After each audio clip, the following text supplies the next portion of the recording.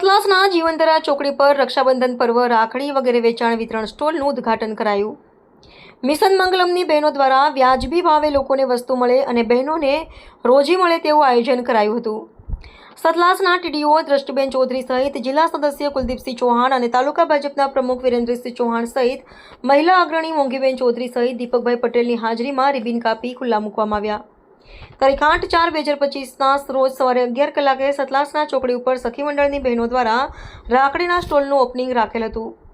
જીવનધારા ચોકડી ખાતે 3 સ્ટોલમાં રાખડી સહિત મીઠાઈ, નમકીન વગેરે વસ્તુઓ વેચાણ માટે ખુલ્લા મુકાયા.